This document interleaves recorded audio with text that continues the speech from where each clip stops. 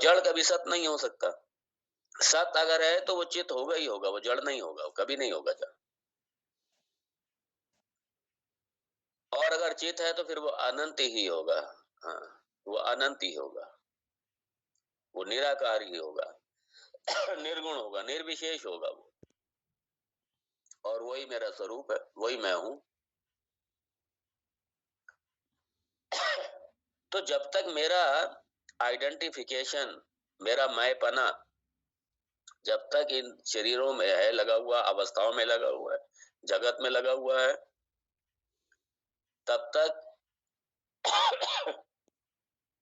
मैं अपने वास्तविक आनंद को नहीं पा सकता।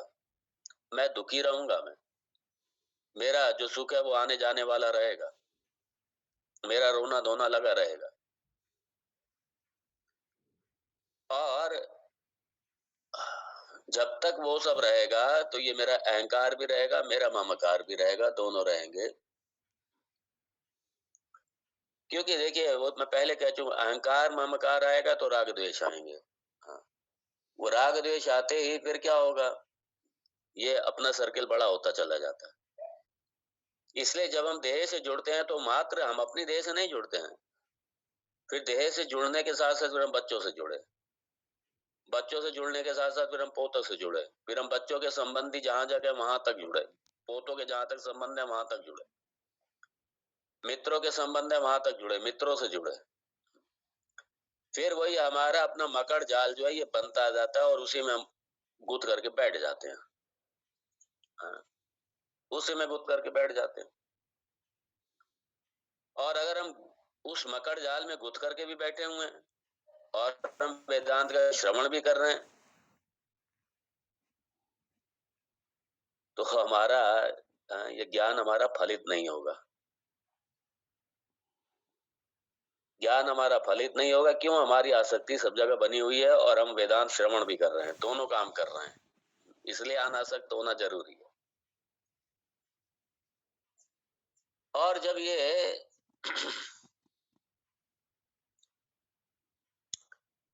देखिए, जब आसक्त, इन सब में आसक्ति रहती है ना, तो माइंड जो है, मन उन सब में लगा रहता है। तो मन उसमें जब लगा रहेगा तो फिर क्या होगा? भगवान यही कह रहे हैं कि जब मन उसमें लगा रहेगा सारता,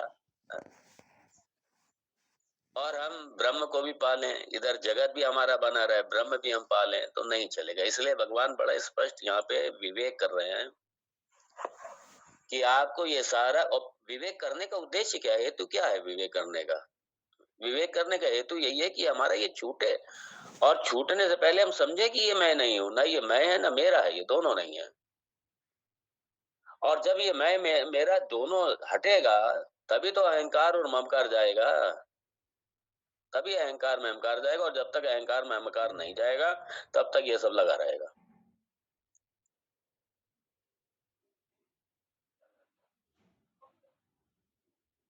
होता क्या है, सामान्यतः क्या होता है, संसारी की एक गलती क्या होती है कि जो मूल समस्या है उसका समाधान ना करके, ध्यान दीजिए, मूल समस्या का समाधान ना करके, अर्थात अपने स्वरूप को ब्रह्म के रूप में ना जान करके,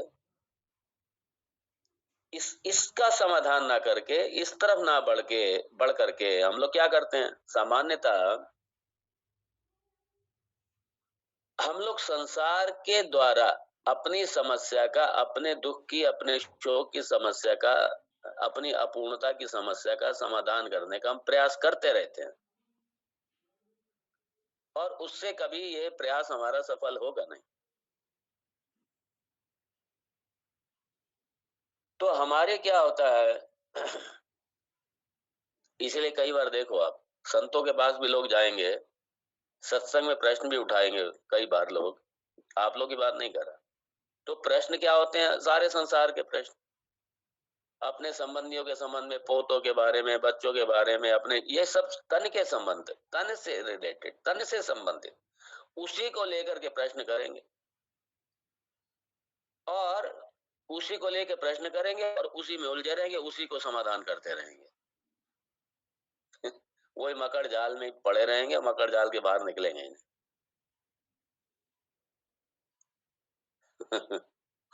और हम क्या करते हैं? हम प्रयास करते हैं दूसरों को बदलने का। हम प्रयास करते हैं क्योंकि मैं खुश कब रहूँगा, मैं सुखी कब रहूँगा जब मेरे अनुसार सब कुछ होगा। ये मैं अज्ञान अवस्था की बात कर रहा हूँ। संसारी जो वेदांत श्रवण में नहीं लगे हैं उनकी बात कर रहा हूँ। और मैं यहाँ पे प्रसंग को क्यों ले रहा हूँ? क्योंकि हमको ये ध्यान दीजिए, हम लोग को ये पता ही नहीं चलता कई बार, ये जो हमारी इस देहासक्ति, जो देह अभिमान है, ये बार-बार निकल के आ जाता है। और इसलिए सावधान रहने की ज़रूरत है। संसार में रहना है सावधान, बिल्कुल अपने किले को सुरक्षित रखिए। इसलिए अपने ज्ञान को व्यावहारिक बनाइए। अपने ज्ञान को व्यवहार करते समय अपने स्वरूप ज्ञान की अ, उसका भान रखिए, उसका व्यवहार कीजिए, लेकिन अपने स्वरूप ज्ञान का जो वेदांत श्रवण किया है, उसका भी ध्यान रखिए। क्योंकि ये मैं बुद्धि शरीर में निकल कर के आ जाती है। ये अहंकार, ये व्यवहार में हमारे अक्सर निकल कर के आ जाता है।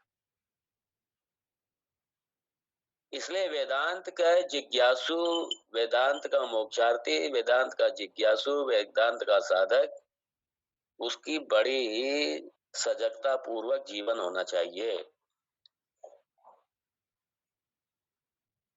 क्योंकि शरीर की समस्याएं, संबंधियों की समस्याएं, वो मेरी समस्याएं जब यहाँ पे आने लगे तो समझ लीजिए कि अभी शरीर में मेरी ये मैं बुद्धि बनी हुई है पूरी तरीके से। और भगवान यहाँ पे क्योंकि खाली ये विवेक क्यों कर रहे हैं भगवान? ये आत्म अनात्म अच्युत जड़ का विवेक क्यों कर रहे हैं? इसीलिए कर रहे हैं कि मेरी आसक्ति छूटे, मेरा मैंपना छूटे, इससे मेरी आसक्ति छूटे, मेरा मैंपना इससे छूटे। इसी के लिए भगवान कर रहे हैं विवेक। और यहाँ पे चूंकि जीव जो है ये दोनों का मिक्सचर है, आत्मा अनात्म का, आत्मा अनात्म का मिक्सचर। और आत्म तत्व जो है वही वास्तव में सत पदार्थ है, वही सत तत्व है। और अनात्मा जो है, अनात्मा मैं इस समय शरीर त्रय को लेके कह रहा हूं। जो अनात्मा है ये क्या है? ये आगंतुक एक उपाधियां हैं, सिर्फ ये आगंतुक उपाधियां हैं। ये और ये भगवान की बड़ी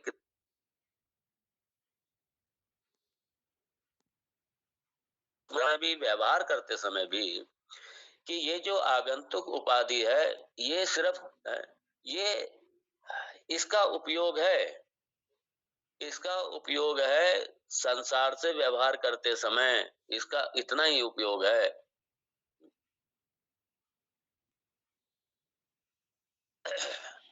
और दूसरा, इस उपाधि का उपयोग, इस उपाधि के माध्यम से आप श्रवण कर रहे हैं, इस उपाधि के माध्यम से आप साधना कर रहे हैं। साधना मतलब ये जो आप श्रवण कर रहे हैं, ये साधना है, ये साधन है ये। क्योंकि श्रवण मनन निधि ध्यासन यही साधन है। लोग एक पता नहीं कैसे कंफ्यूजन फैले पड़े हैं। कई बार आदमी कहे नहीं मैंने श्रवण तो बहुत कर लिया, अब मैं साधना करता हूँ, मैंने वेदांत कई कई ऐसे वेदांती मिलेंगे, मैंने श्रवण तो बहुत कर लिया, मैंने बहुत सुन लिया है, अब मैं साधना करता हूँ। साधना में उनसे पूछो साधना में क्या करते हैं आप? साधना, लोग यही समझते साधना मतलब आंखें बंद करके बैठ जाओ, ध्यान मुद्रा में बैठ जाओ, वो तो साधना हो गई। और ये जो श्रवण कर रहे हैं ये साधना नहीं है। ये साधना नहीं है क्या? साधन मतलब जो आपके आपके साध्य को मिलाए, आपके वो साधन है। और ये साधन आपके अज्ञान की निवृत्त करके आपको आपके वास्तविक स्वरूप में प्रतिष्ठित करने के लिए आप श्रवण कर रहे हैं, तो ये साधना नहीं है क्या? ये वो समझते साधना।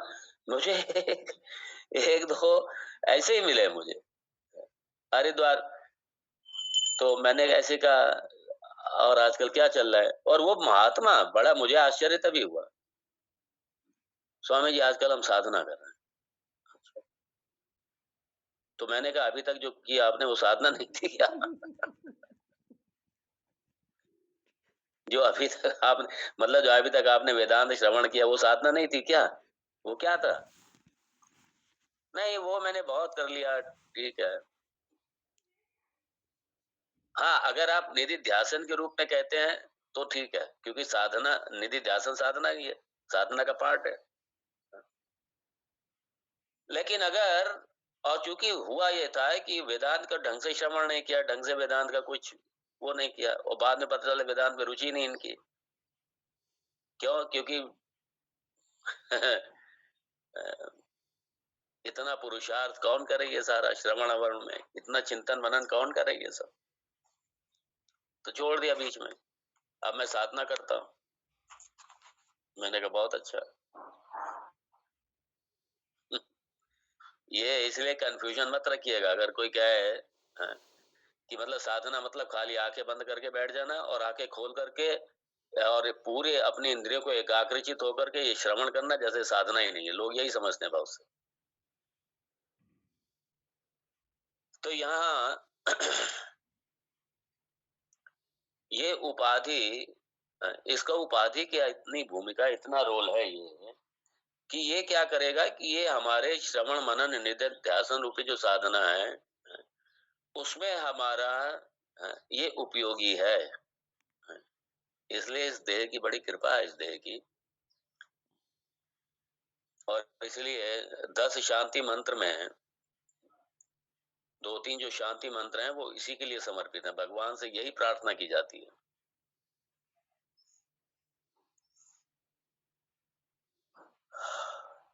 कि मेरी देह, मेरी इंद्रियां ये स्वस्थ हों, ये भगवत ये ब्रह्म विद्या का श्रवण करें, स्वस्थ रहें। अब मैं पूरी प्रार्थना को नहीं ले, मैं सार रूप में मैंने कह दिया। और ये मेरी देह स्वस्थ रहे, मेरी इंद्रियां स्वस्थ रहे, भगवान के चरणों में लगी ना, मेरे श्रवण मनन निधि ध्यान में मेरी लगे, तो इसका ये उपयोग है इसका। क्योंकि देखिए आत्मा अपने आप, ध्यान दीजिए, आत्मा अपने आप तो ये जानेगा नहीं कि मैं आत्मा हूं, उसे जानने की जरूरत भी नहीं है कि मैं आत्मा हूं, वो तो है ही आत्मा। तो उसे जानने की जरूरत नहीं और वो अपने आप वो जानेगा भी नहीं कि मैं आत्मा हूं। उसे एक मीडियम चाहिए, एक उपाधि चाहिए। उपाधि का ये उपयोग है उपाधि का। और तो ये हमें ये जो अनात्मा, ये जो हमें शरीर है, इसका हमें बड़ी कुशलता पूर्वक उपयोग करना है अपने साधन में, अपने श्रवण मनन निधि ध्यासन रूपी साधन में। क्यों? ताकि मैं जीते जी ब्रह्म को पालूं। अहम ब्रह्मास्मि, यही ब्रह्म की प्राप्ति है। तो मैं जीते जी मेरे अज्ञान निवृत्त हो जाए, मैं जीते जी पालूं। इसके लिए ये अपने इस उपाधि को बड़ी कुशलता पूर्वक अपने साधन में लगाना, इसलिए उपाधि का ये उपयोग है। उपाधि का ये उपाधि सिर्फ इसी के लिए मिली है। हाँ? लेकिन ये उपाधि से मैं बुद्धि और मेरा बुद्धि ये दोनों से हटाना है। मैं पहले भी कह चुका, दृष्टांत दे चुका हूँ। कार में बैठ के जैसे जा रहे हैं, तो बस ये भी आपको भगवान ने कार दे रखी है, कार का उपयोग कीजिए।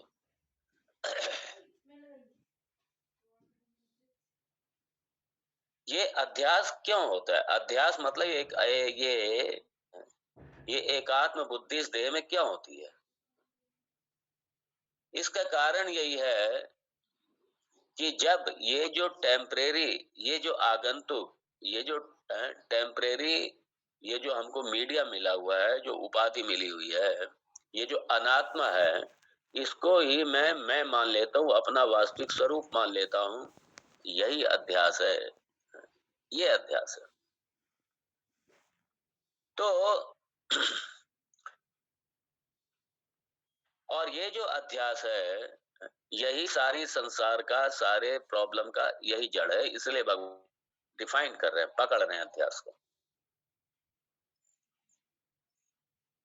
तो यहाँ देखो, भगवान पिछली बात को ही अलग तरीके से कह रहे हैं यहाँ पे, जो भगवान पहले कह चुके हैं।